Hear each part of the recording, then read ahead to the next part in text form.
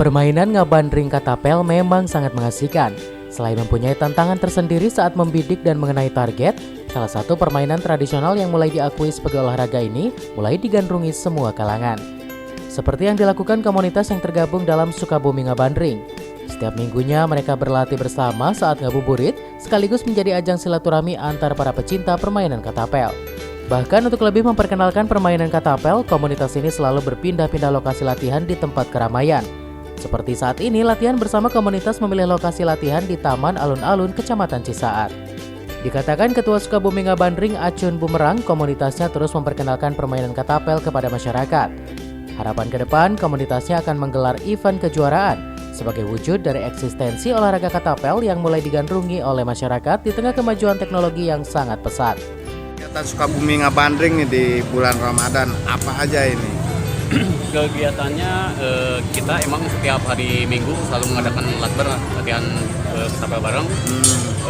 Kita mengunjungi tempat-tempat yang seperti ini, teman-teman kota sekalian memperkenalkan olahraga ini karena katapel ini sekarang sudah menjadi cabang olahraga ya, cuma baru diakui Kemenpora. Sementara itu, Abdullah Khan, salah satu anggota komunitas Sukabumi Ngabandring, mengatakan permainan katapel ini dikenalnya sejak dahulu saat usia masih anak-anak dan saat ini kembali mulai dipopulerkan. Bahkan menurutnya permainan tradisional ini tidak hanya untuk olahraga rekreasi saja, namun sudah menjadi olahraga prestasi. Tentunya permainan ini akan terus diperkenalkan khususnya kepada kalangan milenial.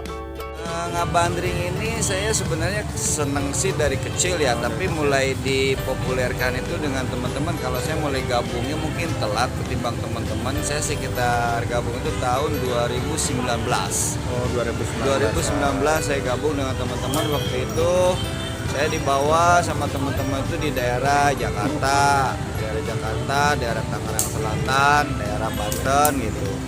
Banyak di situ saya mulai ketertarikan ketapel itu dari semenjak itu tahun 2019. Ketika saya pulang ke Sukabumi, saya bertemu dengan Acun Bumerang. Jadi sekarang gabung di Acun. Dari Sukabumi, Muhammad Satiri melaporkan.